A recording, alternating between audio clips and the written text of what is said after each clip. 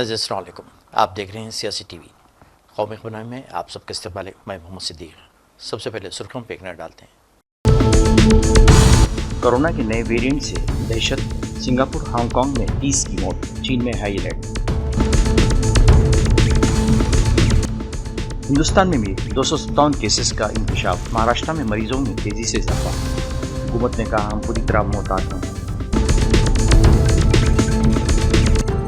पाकिस्तान को ऑपरेशन सिंदूर की जानकारी पहले से ही दिए जाने पर राहुल गांधी के लगातार सवाल।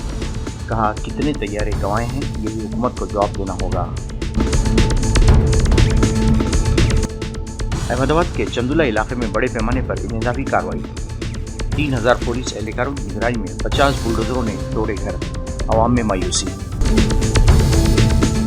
नहीं थी सुर्खियों, अब खबरों की तफसील पेश है।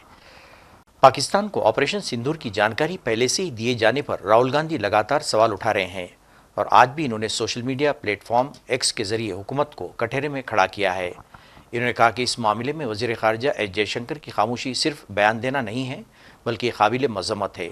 इसलिए मैं फिर से सवाल करूँगा कि हमने कितने हिंदुस्तानी तैयारे गंवाए हैं, क्योंकि पाकिस्तान को पता था ये कोई गलती नहीं थी, ये एक जुर्म था और मुल्क को हकीकत जानने का हक़ है।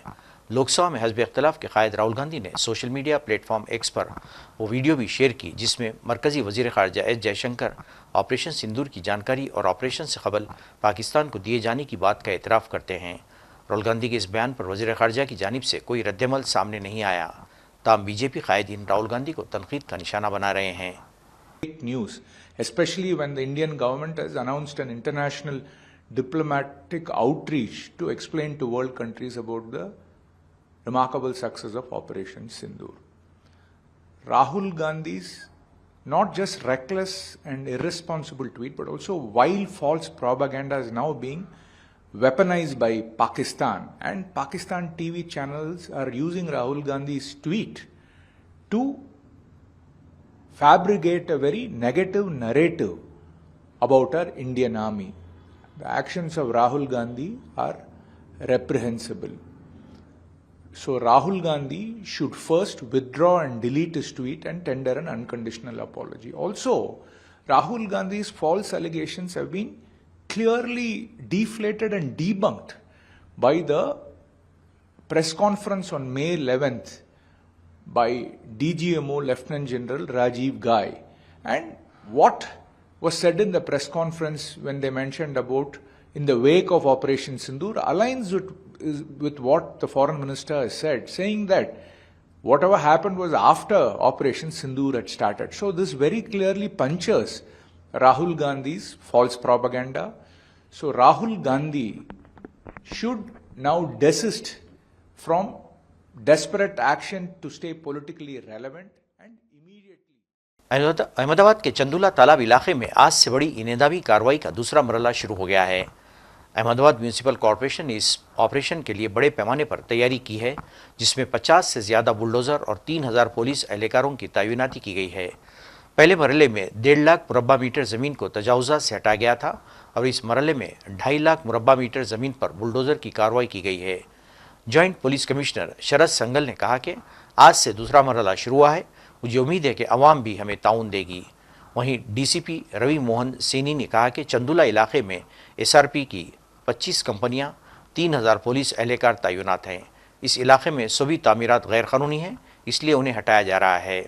बंदोबस्त दिया था ताकि कोई लॉ एंड ऑर्डर और जान हानि ना हो, और फेज 2 आज से प्रारंभ हुआ है और आज भी पर्याप्त संख्या में सीपी सर ने बंदोबस्त दिया है और सब सीनियर अधिकारी स्थल पे मौजूद हैं और मुझे उम्मीद है कि जनता भी हमारे साथ सहयोग दे रही है और बहुत शांति से ये जो दबान हटाने का कामगिरी है पूरी हो। आज इसनपुर पुलिस स्टेशन में चंडोला तालाब जो है उसमें जो गैरकायदेसर एनक्रोचमेंट है उसके फेज 2 अंतर्गत आज एएमसी द्वारा जो दबान हटाने में आ रहा है उसमें 25 एसआरपी कंपनी और 3000 पुलिस जवान और ऑफिसर्स द्वारा आज एनक्रोचमेंट की ड्राइव करी जा रही है हटाने की।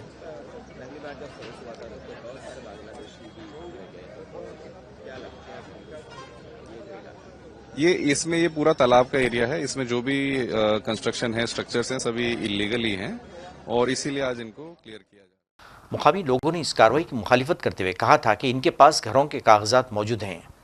ताहम गुजरात हाई कोर्ट ने इसे कौमी सलामती के लिए ज़रूरी बताते हुए इन्हदामी कार्रवाई पर रोक लगाने से इनकार कर दिया था। इलाके के लोगों में बेचैनी, मायूसी और गम का माहौल देखा जा रहा है। लोगों का कहना है कि पलक झपकते उनके सर से छत छीन ली गई और उन्हें समझ नहीं आ रहा है कि वो जाएं तो कहां जाएं। संभल जामा मस्जिद के सर्वे से मुताल्लिक मामले में इलाहाबाद हाई कोर्ट ने आज मुस्लिम फरीक को शदीद झटका दिया। अदालत ने मुस्लिम फरीक के जरिए दाखिल सिविल रिवीजन पिटीशन की अर्जी को खारिज कर दिया। हाईकोर्ट के इस फैसले से जाहिर हो गया कि संभल की जिला अदालत में सर्वे की मुकदमे पर आगे समाअत होगी।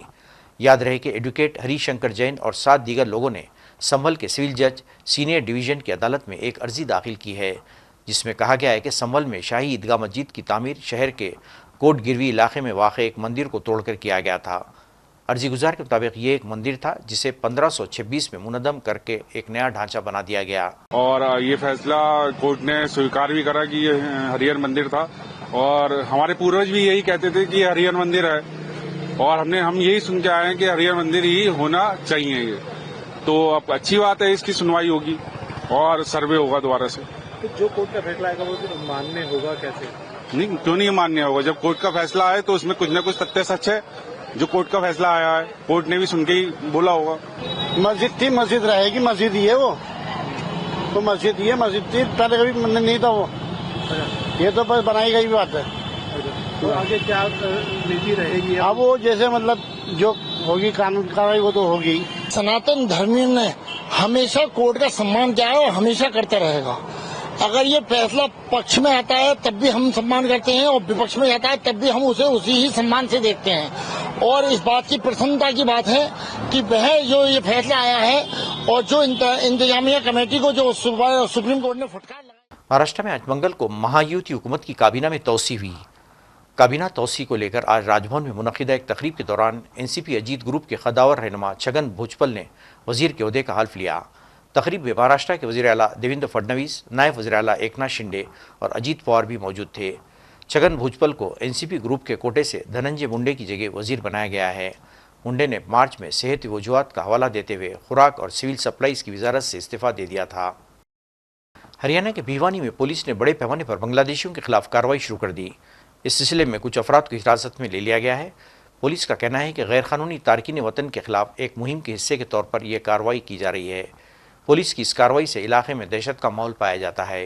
करके हमने कॉम्बिंग ऑपरेशन किया जो दादरी रोड पर कूड़ा डंपिंग प्लांट के सामने जो गया है, जिनमें काफ़ी व्यक्ति रह रहे हैं जो आसाम के रहने वाले, जिनके बारे में सूचना थी और शक था कि हो सकता है इनमें कुछ रोहिंग्या भी छिपकर यहाँ रह रहे हों। तो उसमें हमने यह सर्च ऑपरेशन किया है। हमारी स्पेशल रिक्वेस्ट पे एडीसी साहब ने भी इसमें हमारी सहायता की और 3 ऑपरेटर हमारे साथ जो ऑनलाइन आधार चेकिंग के लिए हमारे साथ अपॉइंट किए। तो हमने एक संयुक्त टीम बनाई जिसमें हमारे पुलिस मुलाजमान वर्दी में भी और सिविल में भी, जैसे आपको मैं खुद नज़र आ रहा हूँ, और अन्य रूप से भी यहाँ मौजूद थे ताकि कोई शरारती व्यक्ति इधर उधर भागने का प्रयास करे तो तुरंत काबू किया जा सके। तो सुबह हमने 5 बजे से सर्च ऑपरेशन चलाया हुआ था। सर्चिंग अभी हमारी जारी है, 10 सारे दिन के चेक कर रहे हैं। अभी तक जो है हमने आधार कार्ड का जो प्रोसेस अपनाया था। दुनिया भर में एक बार फिर कोरोना के मामले बढ़ने लगे हैं। इससे हर तरफ तशवीश का माहौल पाया जाता है। सिंगापुर और हांगकांग में अफरा तफरी जैसी सूरत हाल है।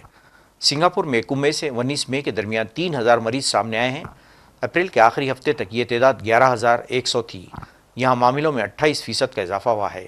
वहीं हांगकांग में जनवरी से अब तक 81 मामले सामने आए हैं, उनमें से 30 की मौत हो चुकी है। चीन और थाईलैंड में भी अलर्ट जारी कर दिया गया है। महाराष्ट्र में भी पिछले 1 हफ्ते के दौरान एक्टिव केसेस में इजाफा दर्ज किया गया है, जहां गुज़िश्ता हफ्ते की 12 की तादाद बढ़कर 56 तक जा पहुंची है। पीर तक मुल्क में मजमूई तौर पर कम से कम 257 फ़ाल कोविड केसेस रिकॉर्ड हुए हैं, जिनमें महाराष्ट्र दूसरे नंबर पर है। सबसे ज़्यादा 95 फ़ाल केसेस केरला में रिपोर्ट हुए हैं, जहां एक मौत भी वाक़ई हुई है।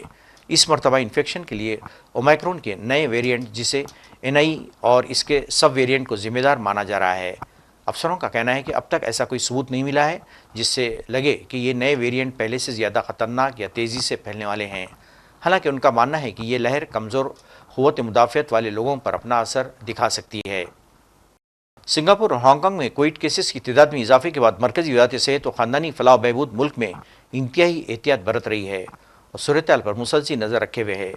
वज़ारत के आला सतही ज़राए ने मंगल को यहाँ बताया कि कोविड इन्फेक्शन के मामला से वाक़फ़ियत है कि सूरत हाल पर मुसलसल नज़र रखी जा रही है और हुकूमत एहतियाती तदाबीर इख्तियार कर रही है। इन्होंने कहा कि इस वक्त मुल्क में परेशान होने की कोई ज़रूरत नहीं है।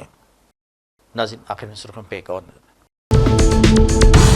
कोरोना के नए वेरिएंट से दहशत, सिंगापुर हांगकांग में 30 की मौत, चीन में हाई अलर्ट। हिंदुस्तान में भी 257 केसेस का इंकशाफ, महाराष्ट्र में मरीजों में तेजी से इजाफा। हुकूमत ने कहा हम पूरी तरह मोहतात हैं। पाकिस्तान को ऑपरेशन सिंदूर की जानकारी पहले से ही दिए जाने पर राहुल गांधी के लगातार सवाल, कहा कितने तैयारे गंवाए हैं ये भी हुकूमत को जवाब देना होगा।